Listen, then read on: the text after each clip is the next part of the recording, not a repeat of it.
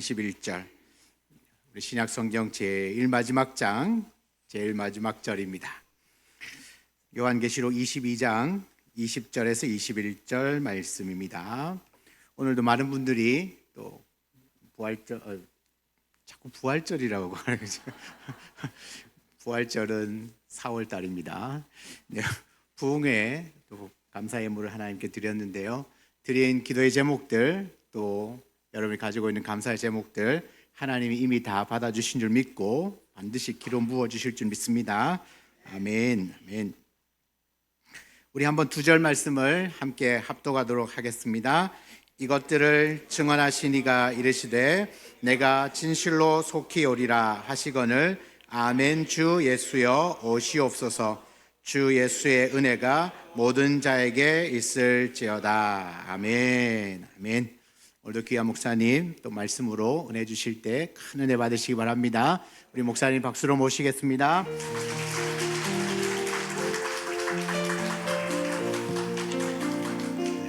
감사합니다. 정말 사람은 만남이 헤어져야 하는 것이 인생인 것 같고요. 세상 모든 것이 시작이 있으면 마지막이 있는데 그래도 은혜롭게 진행하고 은혜롭게 마치게 돼서 하나님께 감사를 드리고, 또 우리 귀한 장로님들, 오늘 단수 집사님들과 함께 찬양으로 이렇게 섬기는 우리 교회 정말 좋은 교회입니다. 그리고 모든 성도들이 새벽이고 저녁이고 여러분들 힘써서 이 집회에 참여해 주셔서 강사로 온 제가 너무 영광이고 행복합니다.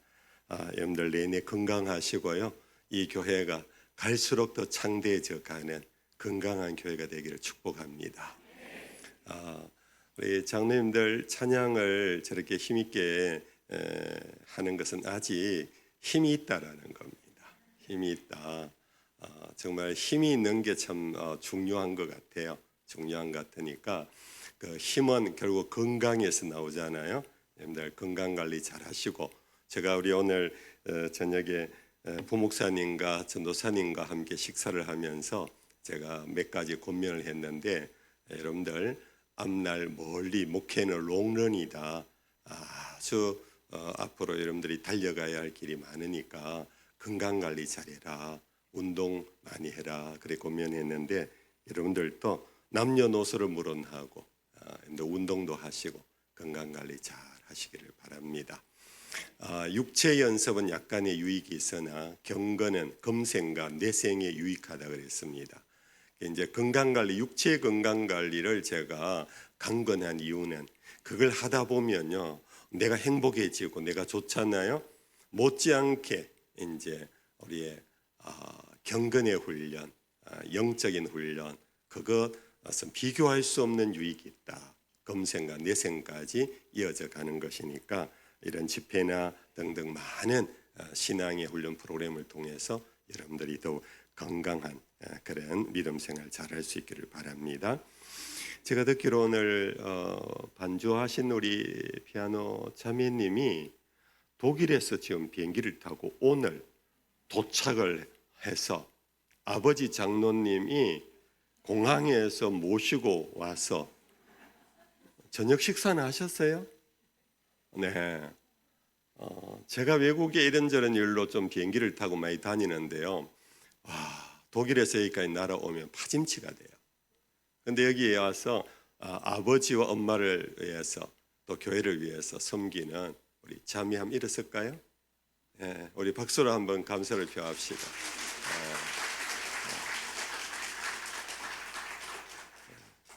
너무 아름다운 우리 따님인데 아직 짝을 못 지었대요.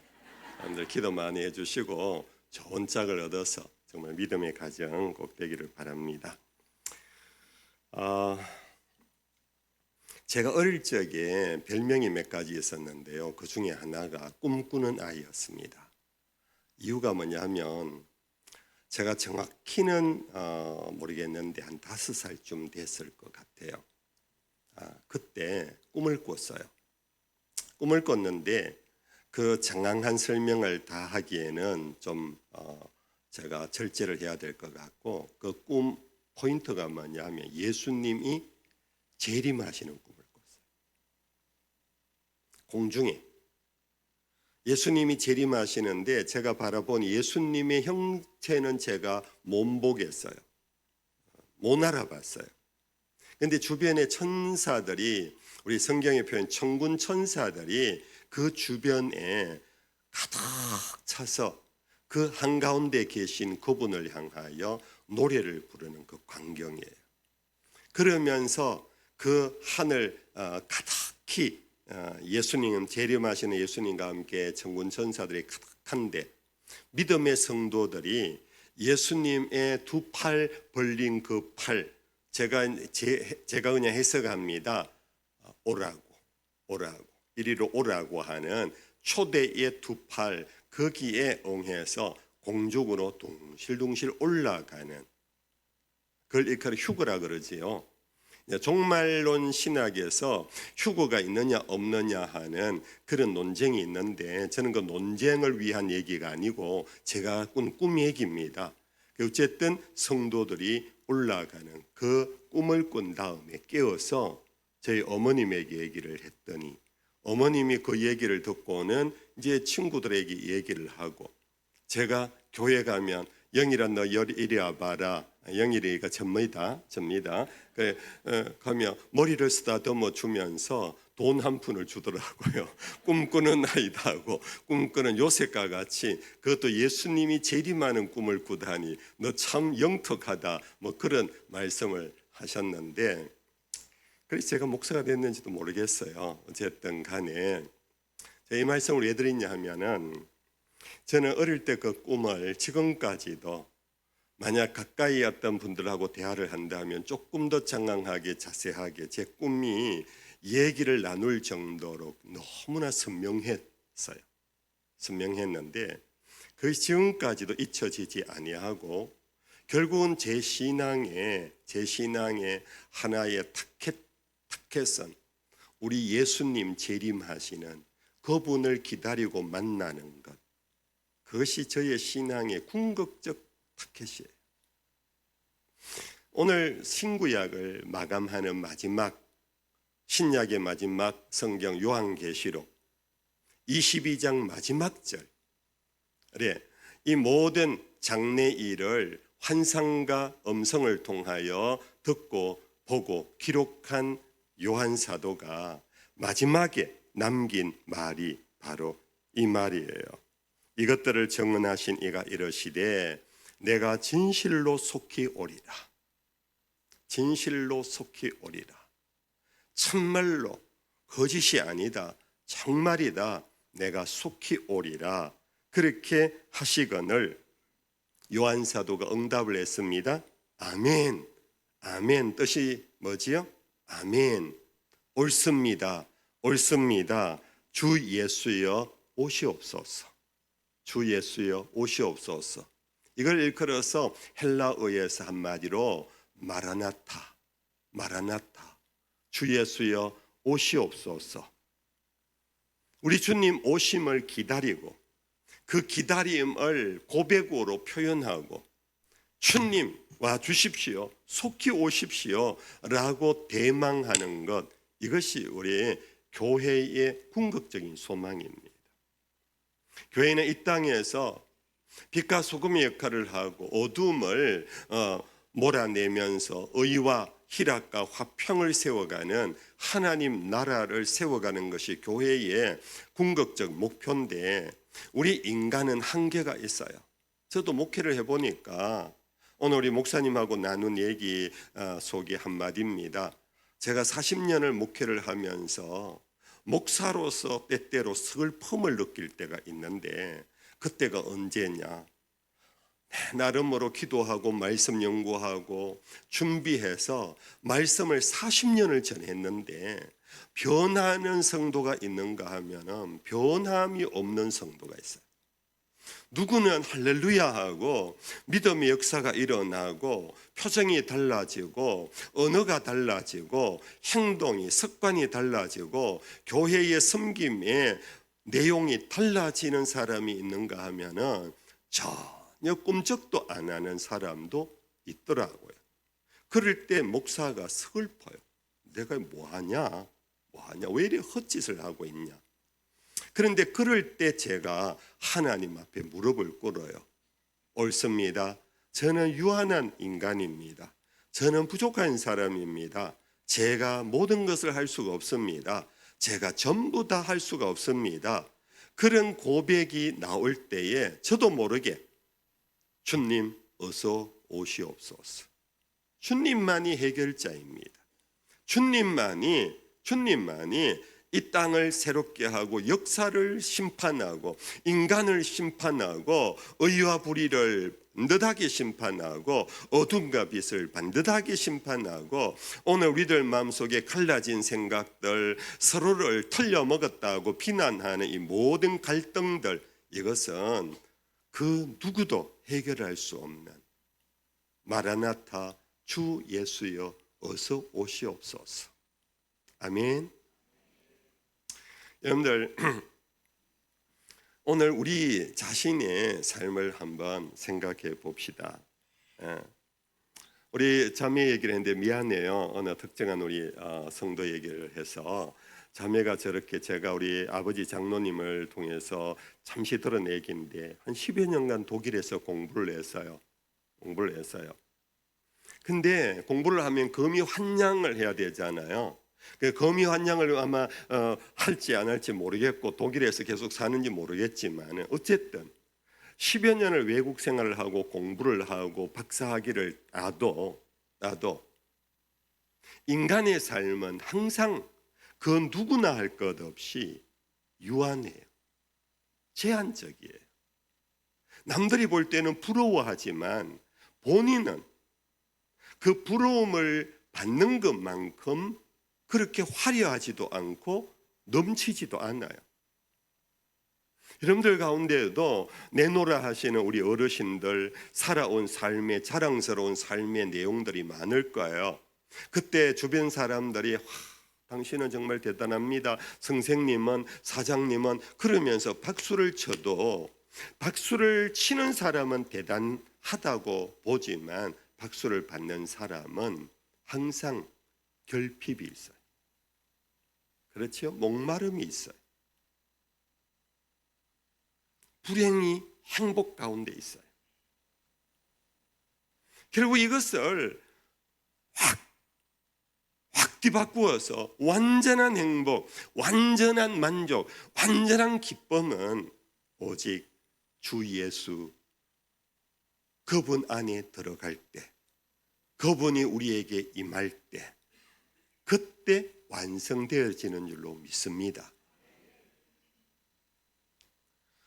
교부시대 때, 교부시대라는 것은 로마 시대 때 핍박, 박해를 받던 그때예요. 아주 존경스러운 복음을 해석하고 가르치는 교회의 아버지, 가르침의 아버지를 일컬어서 교부라 그럽니다. 여러 교부들이 있는데 그 가운데 어거스틴이라는 분이 있어요. 이분이 여러 책을 남겼는데 그 가운데 고백록이라는 책 가운데 이런 한 토막을 남겼어요.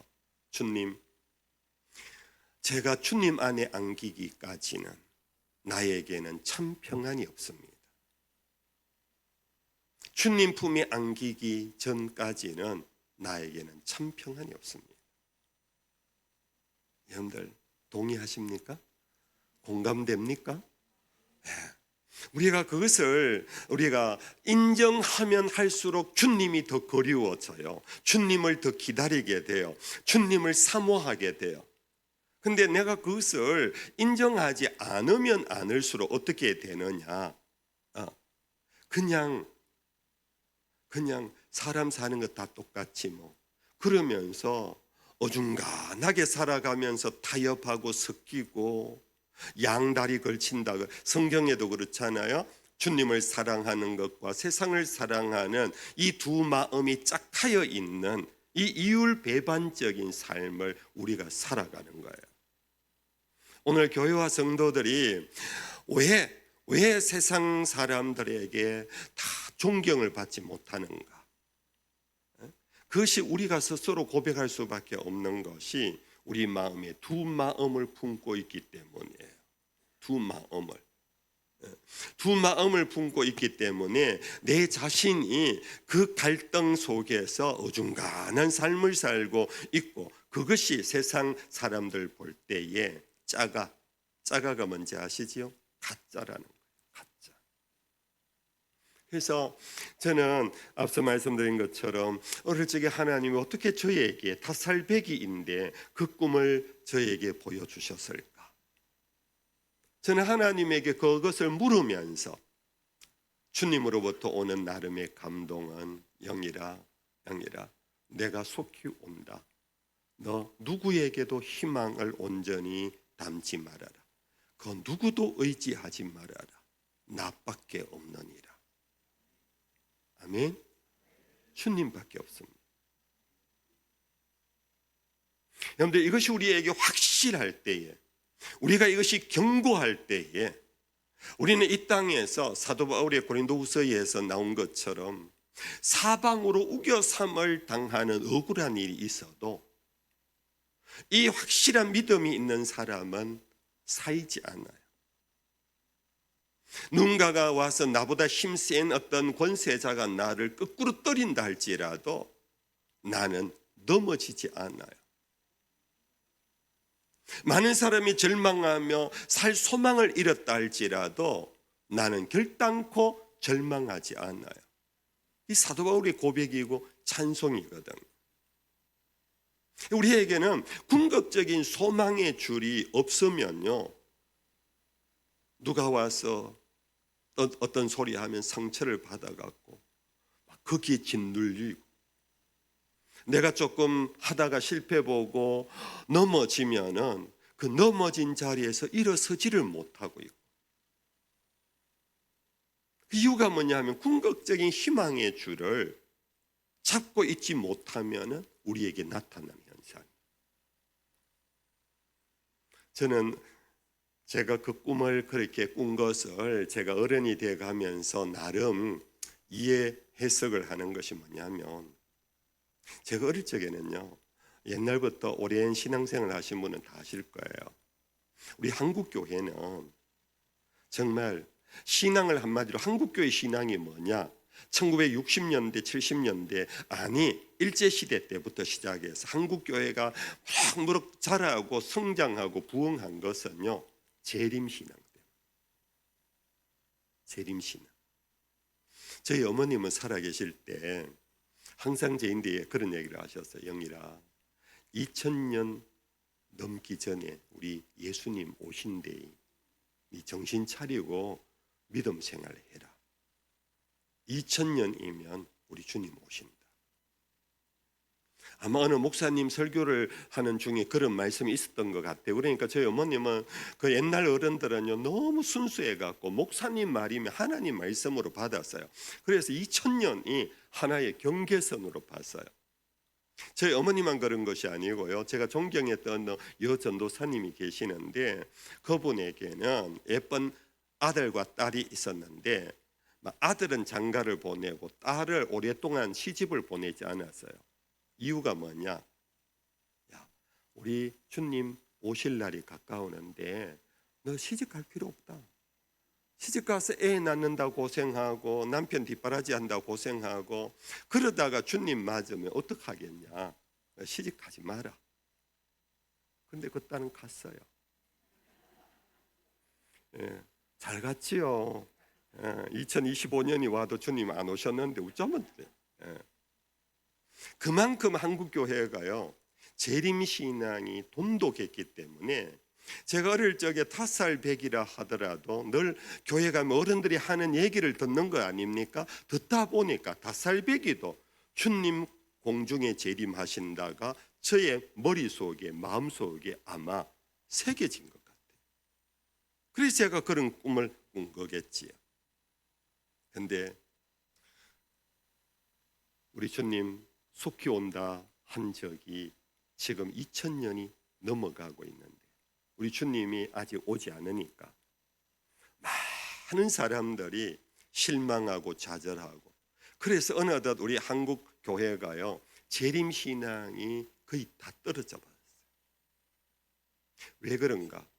우리 주님 안 와도 될 만큼 부자들이 다 돼버렸어요. 우리 주님 안 오셔도 될 만큼 건강한 삶을 살아요. 여러분들, 우리가 과거 한 60년대, 50년대 전쟁 후 여러분들 그 이후에 가난에 보릿고개를 넘으면서 참 병도 많았고 먹을 것 없고 이제 그럴 때는 우리 주님 오셔야 하는 이유가요, 너무나 배가 고팠거든. 병이 많아서, 근데 병원에 갈 돈이 없어서 병원에 가지도 못했어요. 그러니까 주님 오시면 모든 게 다 해결되니까 주님 하고 기다렸는데, 이제는요 세계적인 국민 의료 보험 제도가 있었어. 이제는 병원에 가도 몇천 원만 내도 진료를 받고, 약국에 가면 처방전 갖고 가면은 약을 한 봉지 주는데 돈 6천 원만 내래요. 물론 약 종류에 따라 다르겠지만. 그러니까 이제는 별로 아파도 걱정이 없어요. 우리 대한민국이 잘 사는 것은 좋은데, 이로 인하여 우리에게 큰 위기가 닥친 것이 뭐냐? 영적인 가난이에요. 이제 더 이상 하늘을 안 쳐다봐요. 이제 주님 오시기를 고대하고 기대하는 이 믿음이 너무너무 떨어져 있어요. 그러니까 교회에 오면은 십자가를 바라보면서 주 예수여 소시옵소서 하던 사람들이 이제는 교회 안에서도 뭔가 모르게 여러분들 여기가 천국인 것처럼 여기고, 그냥 우리들끼리 잘 살고 우리들끼리 행복하고 우리들끼리 잘 먹고 우리들끼리 잘 놀자, 이러다 보니까 교회가 영의 공동체가 아니라 육체의 공동체로 전락해 가고 있는 거예요. 그러니까 교회 안에서 심심찮게 여러분들 육체와 육체, 정욕과 정욕의 부딪힘 속에 여러분들 서로 아파하고 힘들어하고 교회가 나누어지고 갈등하고, 이러한 현상들이 지금 계속되고 있는, 이게 위기인 거예요. 우리 목사님께서 이 헌금을 위하여 언급을 하시면서 자기도 모르게 왜 자꾸 부활 그런 말이 나오느냐. 우리 목사님은, 저는 재림인데 우리 목사님은 부활을 기다리는 것 같아요. 부활을. 근데요, 이 부흥회가 바로 부활의 집회예요. 부흥회라는 것은 뜨거운 열기의 집회라는 의미가 아니고, 부흥이라는 것은요 영어에서 리바이벌이라고 해요. 리바이벌은 뭐냐면 되살린다 하는 뜻이에요. 되살린다.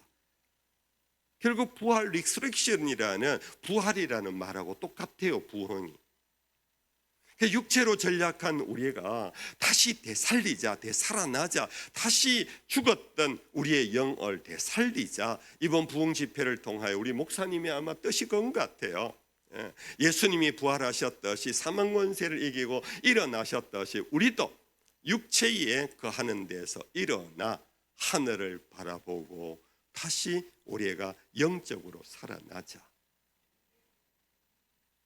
제가 1989년에 미국으로 공부를 하러 떠났어요.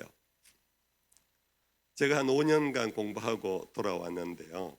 제가 처음에 이제 공부하러 갔을 때 몇 주가 지난 다음에 주말이 돼서 제 유학 선배가, 장 목사님, 우리 한번 드라이브 한번 가실래요? 좋죠. 저는 아직 여기가 어디가 어딘지 모르니까 목사님 따라갈게요. 따라오세요. 이래서 갔는데 자동차로 한 2시간 반 정도 달렸어요. 제가 공부했던 곳은 미국 미시피주라고, 미시피 강 그 남부로 흐르잖아요. 그 남쪽에 루이지애나 위쪽에 있는, 뭐 이래도 여러분들 위치 잘 모르겠는데, 거기가 과거 미국이에요. 미국에 흑인 노예들이 많이 그곳에 와서 목화 농장, 목화 재배를 통해서 부유하게 살던 백인들의 주들이 많은 곳이 바로 미국 남부예요. 아무튼 거기에서 2시간 반을 달렸는데 시골로 갔어요. 그 어느 교회에 들어간 거예요. 교회 보니까 교회 예배당이 한 150년 가까이 돼 보이는 그 정도로 좀 낡은 교회예요. 목조 건물인데, 그래서 그냥 예배당에 들어가서 기도하고 그냥 둘러보고 구경 삼아 나왔는데, 그 목사님이 저보고 장 목사님 좀 특이한 거 못 봤어요 그래요. 뭐요? 모르겠는데요. 나와보라고. 교회 마당으로 나갔더니 저는 이제 너무나 당연시하게 생각하고 예배당에 들어갔을 뿐인데, 나와서 건물을 다시 보래요.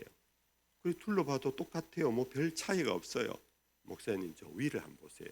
위를 보니까 종탑이 위로 이렇게 쭉 있어요. 저는 그냥 종탑 위에 당연히 있어야 할 게 뭡니까? 십자가잖아요.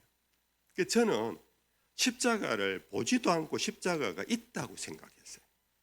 종탑이니까 십자가가 있겠지. 근데 그 목사님이 장 목사님 저 종탑 위에 뭐 보입니까? 그래요. 그때서야 자세히 보니까 십자가가 없고요. 뭐가 있냐면 이상한 상이 하나 있더라고요. 그게 뭐냐면은 주먹을 쥐고요. 이걸 뭐라 그럽니까? 검지? 하늘을 향하여 있는 요런 상을 동으로 만들어서 십자가가 꽂혀 있는 그곳에 요 손목에 요 상이 딱 꽂혀 있는 거예요. 깜짝 놀랐어요. 뭐 여기가 이단의 교회인가? 십자가 아니고 저기에 있는가? 장 목사님 가보세요 하면서, 그래서 이제 그 예배당 들어가는 입구에 이 교회에 연유를 서놓았어요.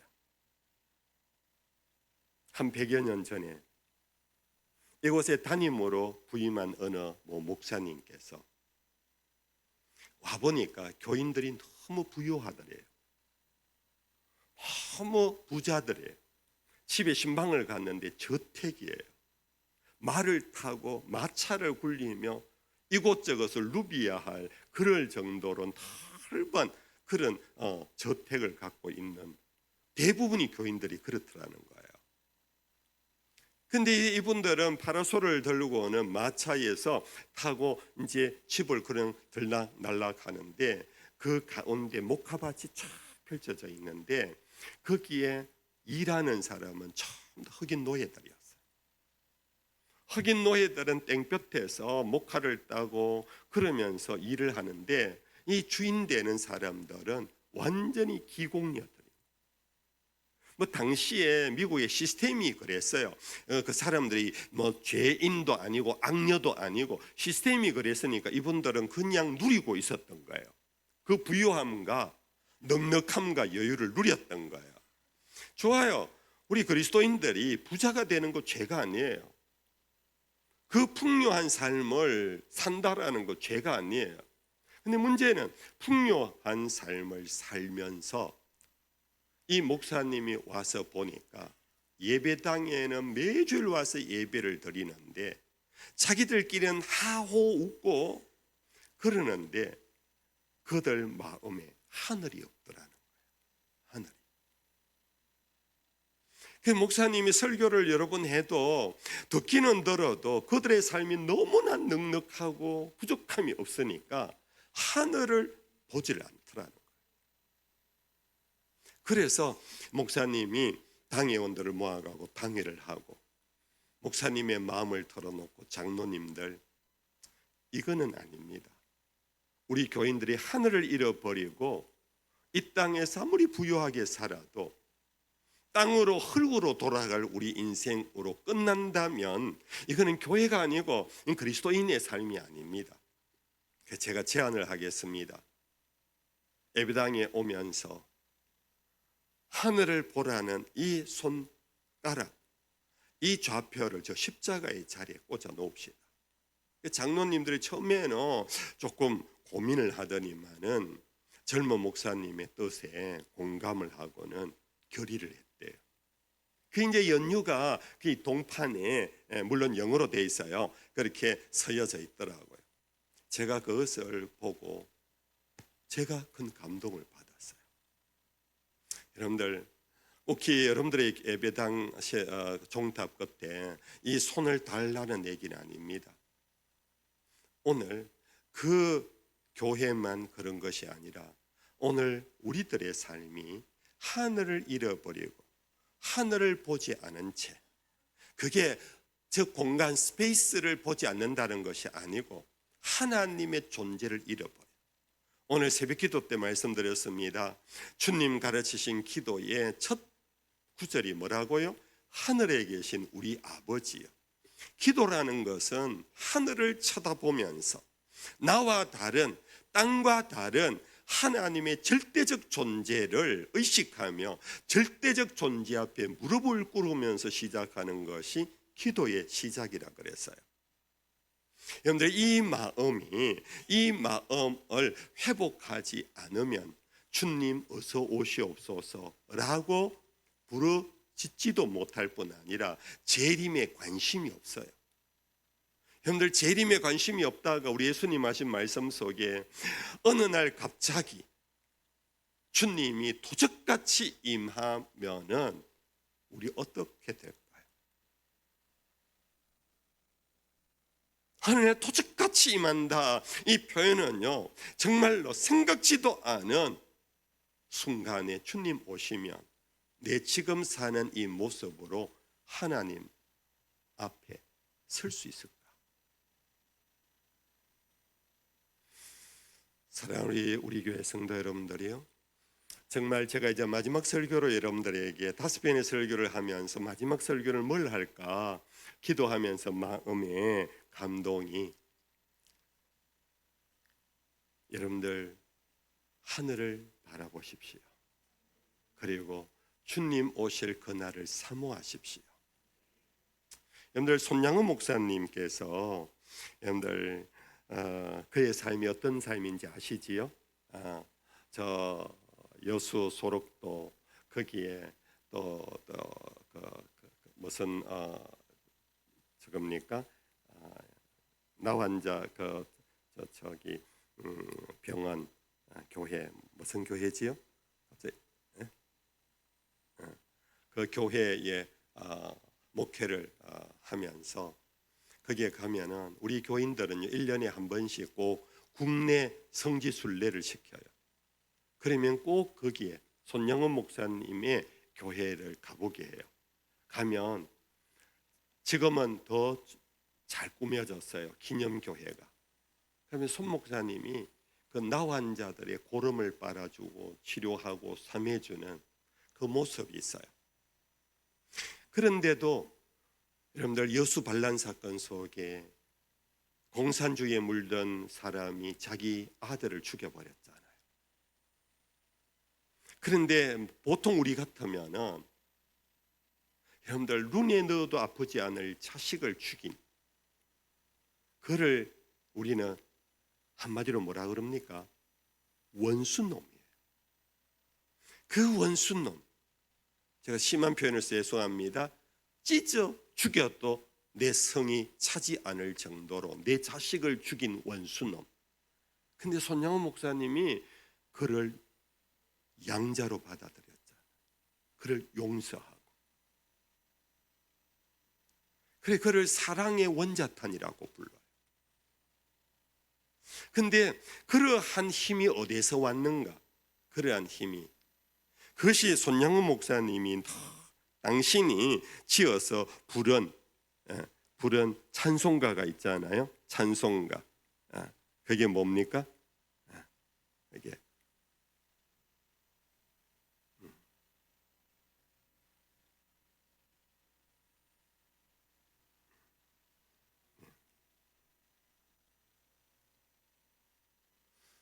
와이파이가 안 통하니까 제가 이걸 잠시만요.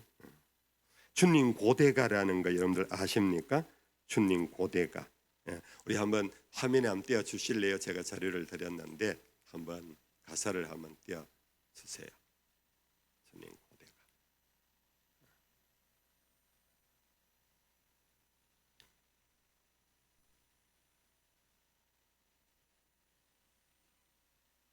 자, 우리 한번 읽어볼까요? 우리 한 목소리 읽어봅시다. 계속.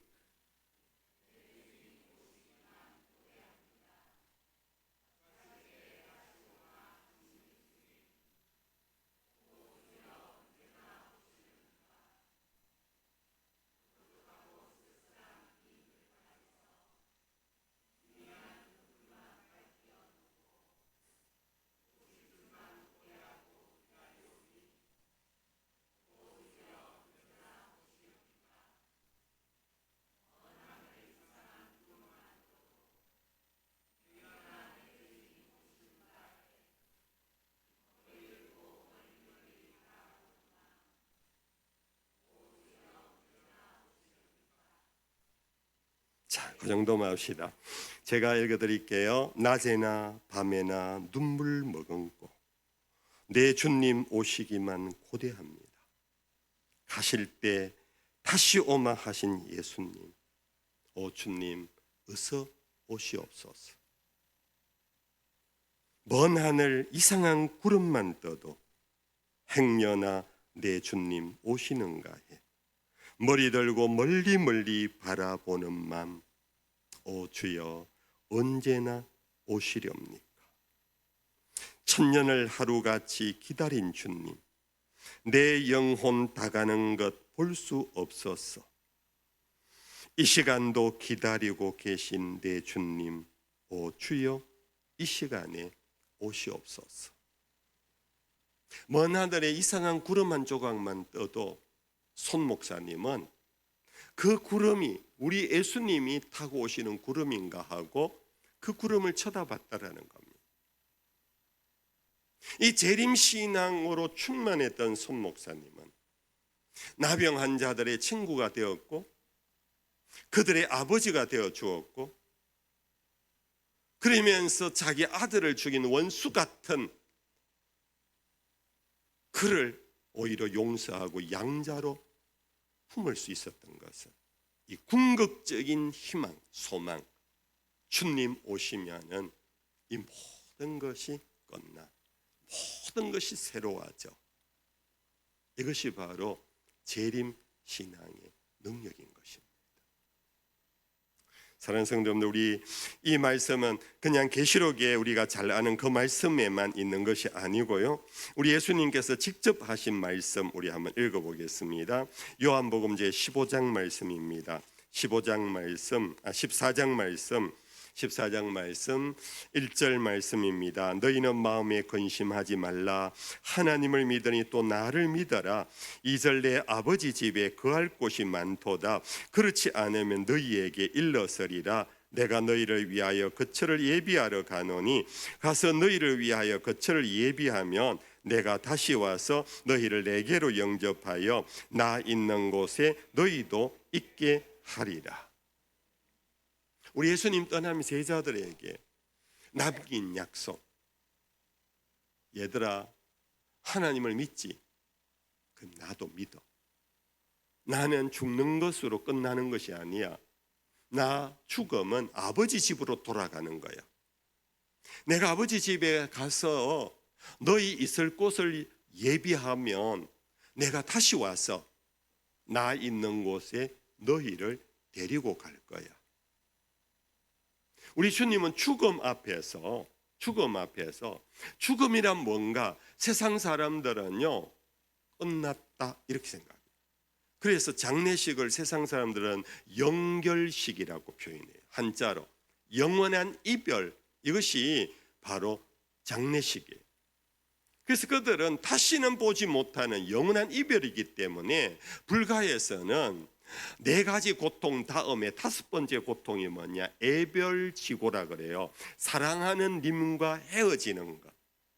생로병사 다음에 오는 것이 사랑하는 님과 헤어지는 것이 가장 큰 고통이라고 그러는데, 그래서 사람들은 곡을 하는 거예요.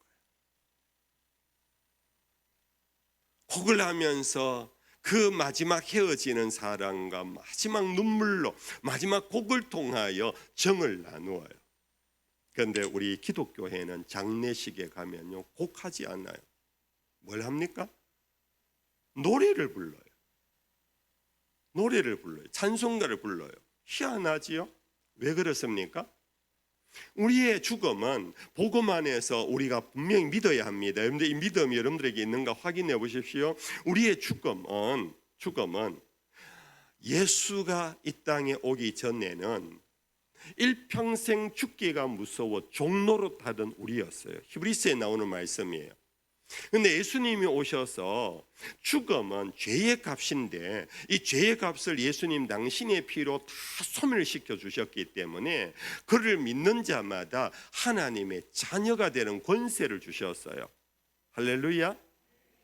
그러므로 우리의 죽음은 아버지 집으로 가는 아들, 물론 지금도 하나님의 아들, 딸이지만은 우리가 죽으면은 이제는 예수님처럼 아버지 집으로 가는, 그래서 이 땅에 사는 사람들은 아버지 집으로 돌아가는 사람을 송별하는 거예요. 그래서 교회에서는 영결식이라고 붙이지도 않고 장례식이라고도 붙이지 않고 천국 환송 예배라 이렇게 붙여요. 여러분들 믿으십시다. 우리의 죽음은 천국 아버지 집으로 돌아가는 거예요. 귀가하는 거예요. 성경에 수없이 나오는 것이 뭡니까? 인생은 세상 유행가에도 나와 있지만 나그네라고. 우리는 집 떠나 이 땅에 하나님이 보내셔서 이 땅 어둠에서 빛을 만들어가는, 빛이 되는, 소금이 되는 그 사명으로 복음을 전하다가 우리 사명 끝나는 날 아버지 집으로 다시 돌아가는 것이 바로 우리 인생의 여정이에요. 믿으십니까? 우리는 죽음, 죄송합니다. 여기 연세 많으신 어르신들이요, 우리 어르신들이 먼저요 이 믿음을 다시 확정하셔야 되고, 어르신뿐 아니에요, 젊은 사람도 마찬가지예요. 사실 죽음은 누구에게 앞서고 뒤서고 정해놓은 거 없어요. 아무도 몰라요. 제가 목회하면서요 우리 어린 아기가 사고로 먼저 하늘 날아가는 너무나 아픈 일들도 저는 몇 번이나 장례식을 했어요. 아무튼 어떤 일이 나에게 일어나든지 인간에게 가장 무서운 일은 죽음인데, 우리 그리스도인들은 죽음이란 뭔가 아버지 집으로 돌아가는 거다. 주님 오실 그날까지 주님 오시는 것을 기다리는 재림의 신앙은 주님 오시기 전에 내가 먼저 죽는다? 그것은 내가 먼저 아버지 집으로 하나님이 불러가시는 거구나. 여러분들, 우리나라에 여러 시인들이 많은데 그 가운데 천상병 선생님께서 지은 시가 하나, 좀 좋은 장례식장에 가면요 이 시가 다 걸려 있어요. 장례식장에 가면 제목이 뭐냐면 귀천이라는 시예요. 아마 암직한데 자막에 나오죠. 제가 한번 읽어드리겠습니다. 나 하늘로 돌아가리라. 새벽빛과 닿으면 쓰러지는 이슬 더불어 손에 손을 잡고 나 하늘로 돌아가리라. 노을빛 함께 단둘이서 기슭에 놀다가 구름 손짓하면은 나 하늘로 돌아가리라. 아름다운 이 세상 소풍 끝내는 날 가서 아름다웠다고 말하리라. 이 천상병 시인은요 폐결의 환자였어요. 저희 아버님도 그렇게 세상을 떠났는데, 그는 이 사람은 시인이었고 문학가였어요. 그는 아픈 몸을 갖고 거의 일평생을 살았어요. 근데 그는 그 아픈 몸에 짓눌려서 살지 않고 아픈 몸임에도 불구하고 시쓰기를 즐겨했어요. 시라는 것은 곡만 붙이면 노래가 되는 거예요. 쉽게 말하면 노래를 지으며 살았어요. 그 가운데 많은 사람 가장 유명한 시가 바로 이 귀천이에요. 그는 그렇게 병고 가운데 고통스럽게 살다가 갔지만은 그는 남긴 시에서 나 억울하게 일평생 병아리 하다가 나 죽어. 나 정말 억울해. 이렇게 씨를 남기지 않고 나 돌아갑니다. 나 돌아갑니다. 그가 예수를 믿은 사람인지 아닌지 설왕설래가 있어요. 저도 확인은 못했어요. 어떤 사람은 그가 예수를 믿고 교회를 다닌 적이 있다. 계속 우리들처럼 계속 이렇게 교회는 안 나와도 그는 교회를 다녔고 예수를 믿었던 사람이라고 하는 사람도 있고 아니라는 사람도 있는데, 그러나 이 사람이 쓴 이 시는 그의 인생관, 죽음에 대한 이해는 우리 기독교적 가치관을 갖고 있었던 거예요. 나 죽으면 하늘로 돌아갑니다. 돌아가서 내가 뭐라고 말할까? 그는 죽음이 아름다운 이 세상 소풍 끝내는 것으로 여겼어요. 그분은 소풍처럼 살지 않았어요. 계속해서 기침을 했고 각혈을 하고 약을 복용하면서 살아도 그는 이 땅 나그네 길은 잠시, 길어도 70이요 80이면 떠나야 할 이 세상 분명히 떠난다. 그것을 그는 믿었기 때문에 그는 마지막에 이 아름다운 표현으로 나 소풍 와서 마치고 가서 집에 돌아가면, 하늘나라 돌아가면 뭐라고 말할까? 가서 아름다웠다라고 말하리라. 여러분들은 이럴 수 있을까요? 주님 앞에 가서 너 세상 어땠어? 그러면 하나님 나 정말 아름다웠습니다 라고 말할 수 있을까요? 하나님 나 세상에 살 동안 왜 그래 내버려 두셨어요? 나 너무 힘들었어요. 정말 하나님 내 아버지라며 내 눈물 흘리고 있을 때 하나님 나 좀 빨리 데리고 오지, 와보니까 이 천국 이래 좋은데 좀 빨리 데리고 오지 하면서 원망하실래요? 우리는 정말로 아버지 집을 향하여 소망을 가지고 하나님 나라에 대한 환상, 믿음의 환상을 가진 사람은요, 오히려 이 땅을 포기하는 게 아니에요. 이 땅을 그냥 막무가내로 사는 게 아니에요. 오히려 짧은 인생, 여러분들 시한부 인생 아시지요? 시한부 인생 처음에는요 그 암 선고를 받고 이제는 6개월밖에 못 삽니다 할 땐 처음에는 막 부정을 해요. 내가 왜 그러다가 그것을 받아들이게 되면 어떻게 됩니까? 어떤 변화가 일어납니까? 이제 내가 4개월밖에 못 산다 그러면 4개월을 아름답게 살려고 해요.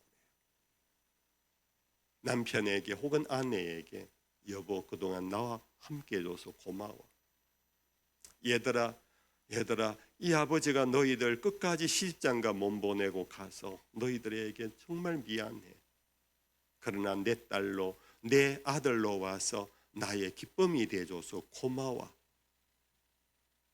죽음이라는 시한부 인생이 아닐 때는요 이놈의 자식하고 우리는 화를 내고 가족에게 화를 내고 세상을 오히려 원망불평하는데요, 시한부를 하는 것을 느낄 때 오히려 사람이 바뀌어요. 그처럼 우리의 인생은 시한부예요. 30년의 시한부든 50년의 시한부든 그것을 우리는 축약해서 결국은 이 땅 나그네 길 마치고 가야 할 인생이라는 것을 믿음 안에서 내가 깨닫는다면 하루하루를 여러분들 정말 의미 있게 사셔야 돼요. 가치 있게 사셔야 돼요. 남 욕하고 싸우고 비난하고 뒷담하고 그렇게 살 시간이 없어요. 오히려 매 순간 매 시간 우리는 서로를 위하여 득담해 줘야 돼요. 집사님 너무 고마워요. 집사님 때문에 우리 주일학교가 정말 잘 돼요. 우리 아이들 몇 안 되지만 아이들이 선생님 때문에 주일이 기다려진대요. 저는 우리 교회 우리 성도들이 그래요. 여러분들 아이들만 주일학교 맡기고 그냥 가지 마시고 여러분들의 아이를 맡아서 복음을 가르치는 주일학교 선생님에게 꼭 찾아가서 고맙다고 좀 말씀 좀 하시라고. 그리고 스승의 날 잊지 마시고 꽃 한 송이라도 꼭 드리시라고. 이와 같이 여러분들 우리가 살면서 여러분들 재림신앙이 확실하고 우리가 죽으면 돌아갈 아버지 집이라는 것이 분명하다면 사는 날 동안 소풍처럼 사십시다. 그것이 바로 항상 기뻐하며 사는 거고 범사에 감사하며 사는 거예요. 목사님 어떻게 항상 기뻐? 어떻게 범사에 감사해요? 바로 이런 의식을 가지고 있다면 소풍처럼 살려고 하면요. 제가 어릴 적에는 소풍 가는 날 저는 가난해가지고 리쿠사코도 못 메고 갔어요. 리쿠사코 옛날에 어릴 때 리쿠사코 일본말 썼잖아요. 배낭도 못 메고 왜냐하면 거기에 넣어갈 게 없었어요. 그냥 어머님이 어떻게 해서 계란 하나 구해가지고 삶아주면 계란 하나 주머니에 넣어가고 또 어머니 어떻게 하면 사이다 한 병 사주면 그 손에 들고 갔어요.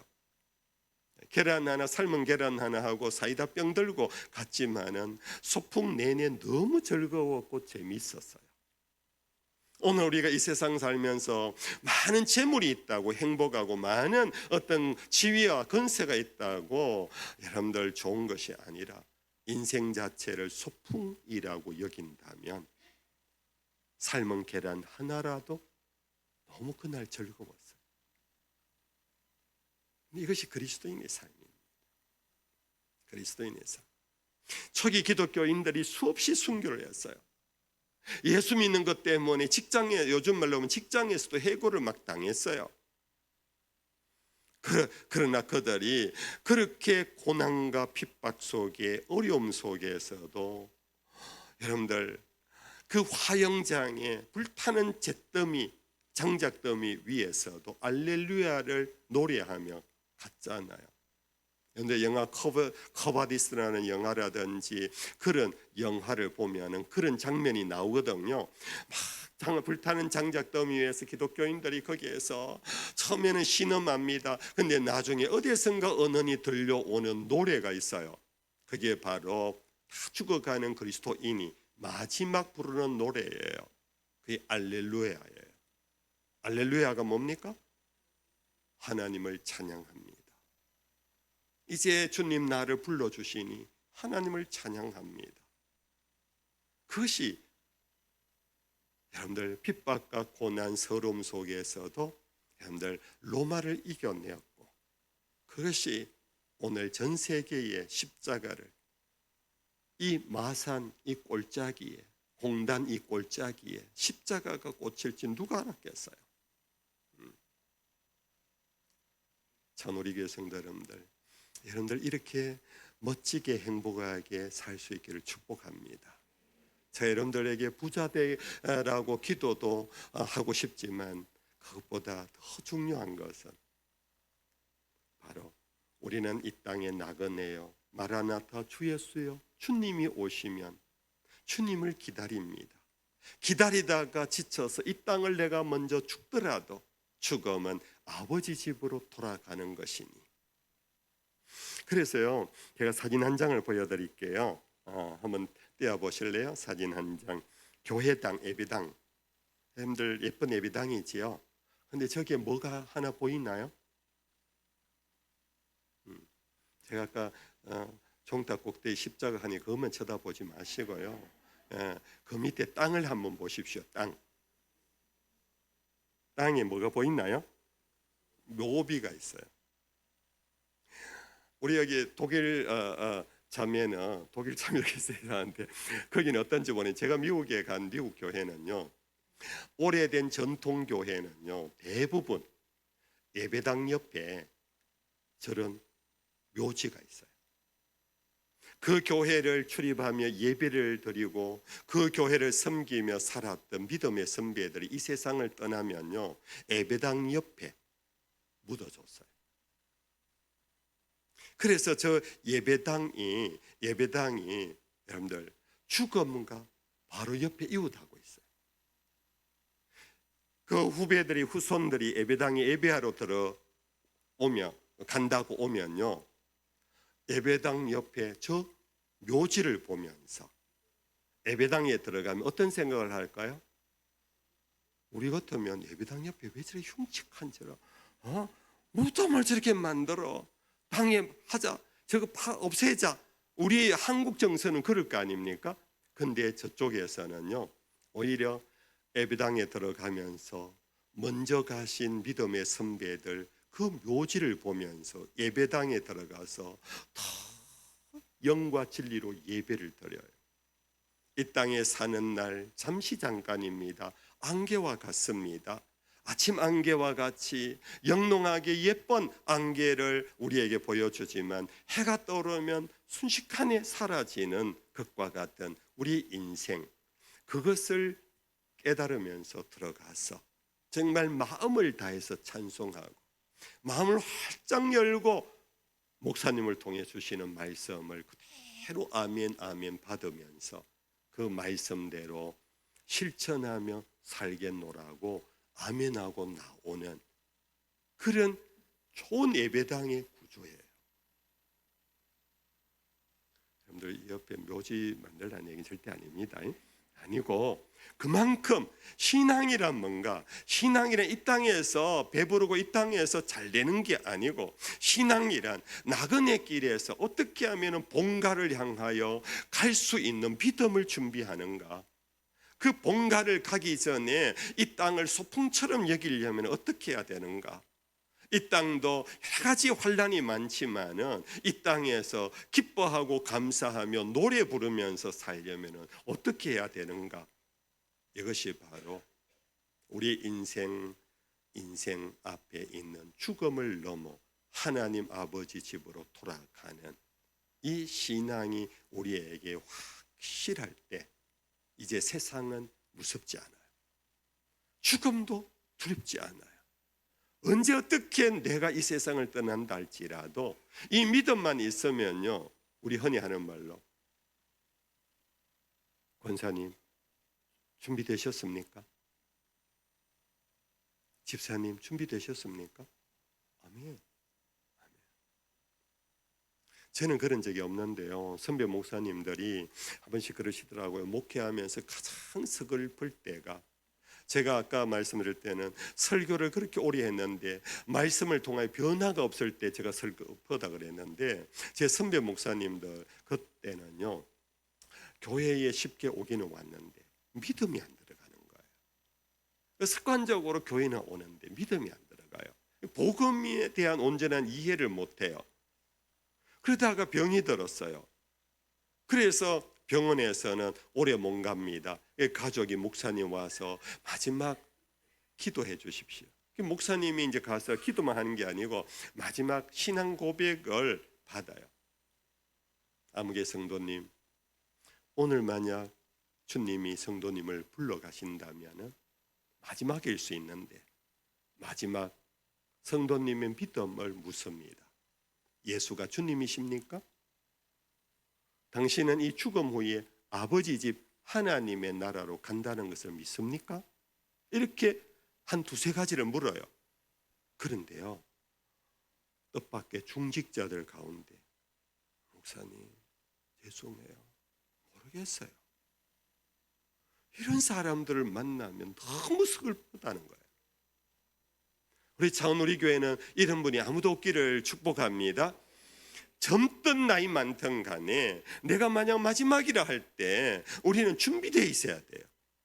준비되어 있어야 돼요. 여러분들, 우리는 요즘 우리 앞뒤로 여러 가지 사건 사고가 많잖아요. 저 무안에서 비행기가 착륙하다가 수백 명이 죽고, 그리고 어제가 그저께인가 도로 공사하면서 다리 공사하는데 그것이 또 떨어져 갖고 공사 인부가 몇 명이 죽고. 여러분들, 우리에게는 어떤 일이 순간 일어날지 몰라요. 그 순간의 죽음을 준비하기 위하여가 아니고 그 사건 사고 때문에 준비하는 게 아니고, 우리는 우리 자체의 정체성을 가지고 있어야 돼요. 우리는 나그네입니다. 잠시 잠깐 오면 이 세상을 떠납니다. 언제 떠날지 아무도 몰라요. 그러나 우리는 떠나는 날 아버지 집으로 돌아간다라는 것. 근데 여기 예수님께서요, 예수님께서 참 하신 말씀, 제가 이거는 꼭 짚어야 될 것 같아요. 오늘 마지막이니까 설교가 조금 길지 모르겠어요. 내 아버지 집에 거할 곳이 많도다. 그렇지 않으면 너희에게 일러서리라. 내가 너희를 위하여 거처를 예비하러 가노니. 3절 다 같이 읽어볼까요? 시작. 가서 너희를 위하여 거처를 예비하며 내가 다시 와서 너희를 내게로 영접하여 나 있는 곳에 너희도 있게 하리라. 따라합시다. 내가 와서 너희를 내게로 영접하리라. 여러분들, 영접이라는 이 단어 어렵지 않은 단어지요. 영접은 들어가면 왔나? 그래, 어디 자리 잡아라. 이 영접이 아니에요. 영접이란 뭡니까? 온다는 소식을 전해 듣고는 대문 밖까지 나와요. 나와서 기다리면서 오는 사람을 호복절을 하면서 한박 웃음을 지으면서 환영 인사를 하고 박수를 치고 꽃다발을 전해주면서 잘 오셨습니다. 어서 오십시오 하고 그렇게 안방으로 모시는 것을 영접이라고 해요. 근데 누가 한다고요? 우리 예수님께서. 우리가 죽어서 천당 가면요, 과거에 우리 부흥사대 그런 얘기 말씀을 하셨어요. 얘기 교훈적으로 하셨는데, 여러분들 이 땅에서 잘 살아야 합니다. 예수 잘 믿어야 합니다. 제대로 안 믿으면 천국은 가긴 가지만 가면 천국 문지기 옆에 서서 개털모자 쓰고 거기에서 예수 잘 믿은 순교자들은 예수님 옆에 보좌에 앉아서 있는데, 당신은 천국에 가긴 가지만 개털모자 쓰고 거기에서 계집에 개처럼 앉아갖고 거기에 있습니다. 여러분들 그렇게 하고 싶습니까? 뭐 이런 부흥사들이 우리 믿음을 믿음 생활을 강조하기 위하여 표현했는데요. 근데 이거는 비성경적이에요. 여러분들, 예수님이 약속하신 거예요. 우리가 죽어 돌아가면 우리가 이 땅에서 어떻게 살았느냐를 물어나지 않아요. 딱 한 가지를 봐요. 예수의 보혈이 있는가 없는가. 아멘. 예수의 보혈이 있는가 없는가는 요한계시록에 보면은 14만 4천 명의 무리가 천국으로 쫙 올라오는데 그들이 무슨 옷을 입고 있다? 흰 옷을 입고 있다. 흰 옷이란 것이 뭐냐? 예수님의 보혈의 피로 모든 더러운 때를 다 씻어버린, 모든 더러운 흔적을 다 소멸을 시킨, 그래서 용서받은 의인의 옷, 그것이 바로 흰옷 입은 것으로 의미하는 거예요. 그래서 어쨌든 우리가 천국 가는 것은 오직 예수님의 피, 그 피를 믿음으로 가는 거예요. 근데 천국에 딱 들어가려고 딱 도착하면은 거기에 누가 기다리고 계신다? 예수님이 하신 말씀이에요. 가서 너희를 위하여 거처를 예비하면 내가 다시 와서 너희를 내게로 영접하리라. 주님 오실 때까지 우리가 안 죽으면, 주님이 와서 나를 데리고 가지만 주님 오시기 전에 내가 죽으면은 영접하리라는 말은 같은 거예요. 주님이 우리를 대환영하세요. 제가요 40대 초반에, 그때 대통령이 김영삼 대통령이셨어요. 김영삼 대통령께서 충영교회, 서울 충영교회 장로님이시잖아요. 처음에는 장로이기 때문에 나는 주일마다 충영교회 와서 예배 드리리라 그렇게 생각했는데, 몇 주 와 보니까 교인들이 너무 불편해지는 거예요. 왠지 아시지요? 대통령 경호를 위하여 모든 것이 통제되는 거예요. 대통령 한 사람 때문에 교인들이 자유롭게 예배당에 들어오지도 못하고 시간 맞춰서 뭐 이렇게 해야 돼요. 그래서 대통령께서 담임 목사님에게, 목사님 제가 청와대에서 나오는 그날 다시 교회 와서 예배드리고, 제가 청와대에 있는 동안에는 제가 목사님들 모시고 가족 예배를 드리겠습니다. 그 허락을 받고 청와대에서 가족 예배를 드리기 시작했어요. 그런 중에 이 대구 촌 목사를 어떻게 알았는지, 여러분들도 제가 강사로 오기 전에 장영희를 몰랐잖아요.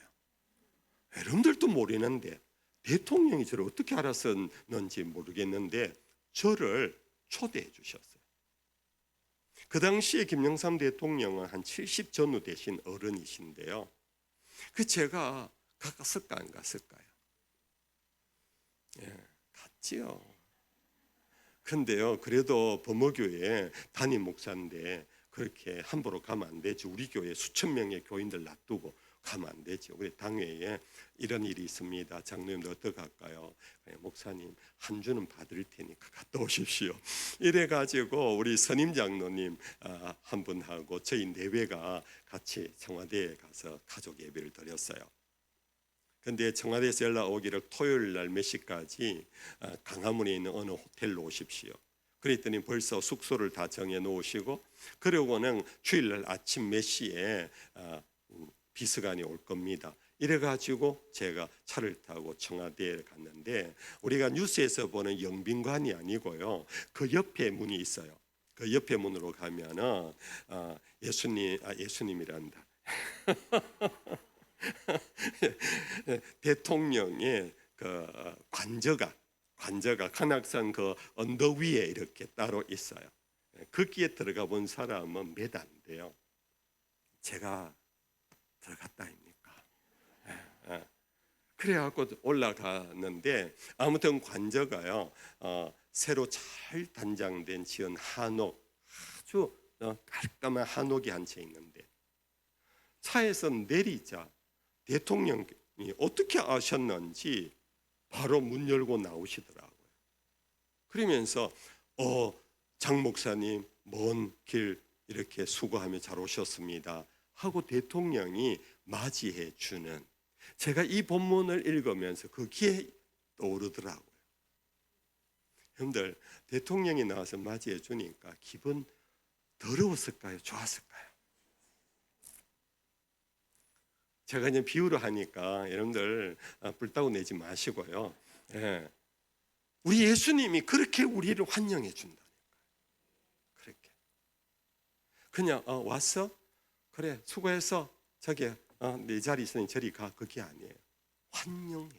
그래서 우리는 환송 예배를, 우리는 여기서 환송 예배를 드리면은 하늘나라에 먼저 가신 우리 예수님께서 내가 먼저 가서 너희 있을 곳 예비한 다음에 나 있는 곳에 너희를 영접하여 나와 함께 있으리라. 여기 영접하여 어디 있다고요? 나 있는 곳에 너희도 있게 하리라.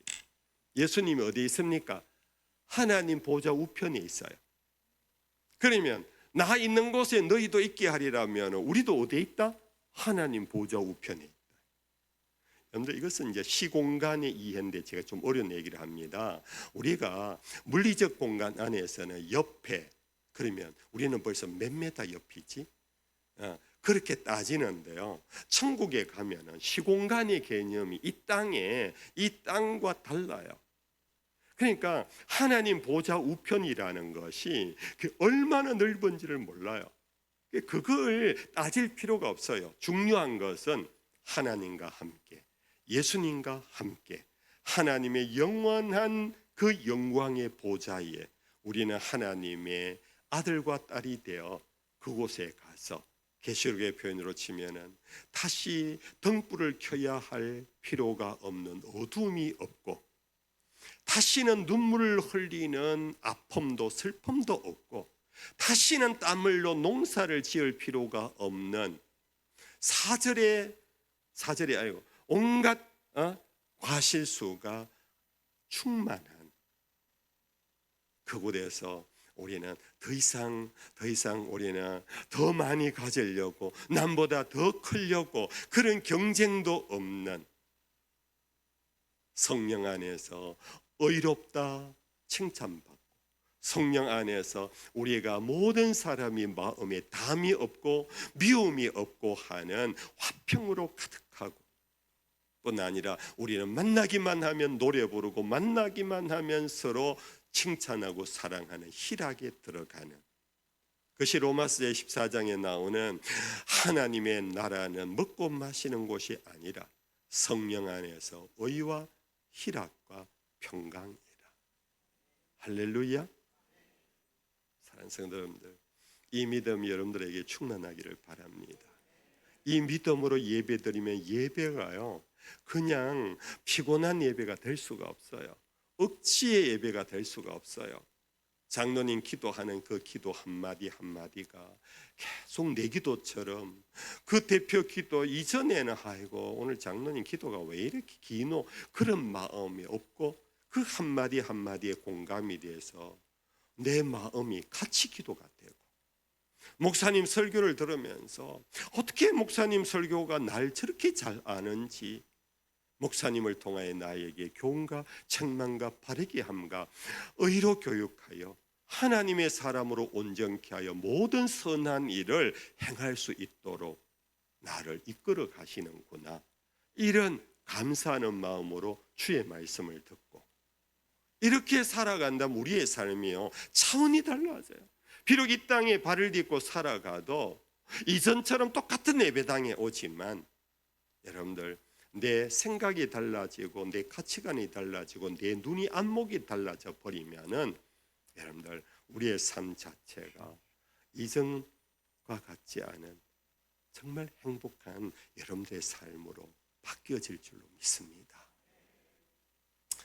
지난 3일 동안 여러분들 고마웠습니다. 우리 장로님들 찬양의 앞자리에 서서 찬양대도 하시고 트럼펫도 부시고 마이크 잡고 찬양 인도도 하시고 또 제가요 집회 좀 이래 다니다 보면요 나 이런 교회 처음 봤어요. 강사 대접을요 장로님들이 다 하시더라고요. 장로님들이 정말 장로님들 고맙습니다. 감사합니다. 이렇게 참 귀한 것으로 여러분들 대접해 주셔서 감사하고요. 무엇보다도 우리 목사님 너무 감사하고 우리 찬양대 반주자 고맙습니다. 반주 너무 잘하세요. 어제 새벽은 제가 막 그냥 내 혼자 막 부르는데 뒤에서 반주 막 따라 해주시고 너무 감사하고 찬양팀들도 너무 고마워요. 감사하고 제가 이렇게 하는 것은 개인하게 하는 게 아니고 여러분들이요 우리는 교회 생활하면서 서로 고맙다 하면서 사셔야 돼요. 아멘입니까? 서로 고맙다. 서로 고맙다. 이 교회 나와줘서 고맙고 같은 교인 되어서 고맙고 집사님 때문에 왠지 내가 웃게 된다. 그러면서 서로 고맙습니다. 감사합니다. 하고 살아가는 그것이 이 땅을 소풍처럼 만들고 주님 나라 가면은 나 소풍 마치고 잘 왔습니다. 그래서 나중 여러분들 이 땅에서 다시 만나볼 일이 없다면 주님 나라 가면 분명히 만날 줄로 믿습니다.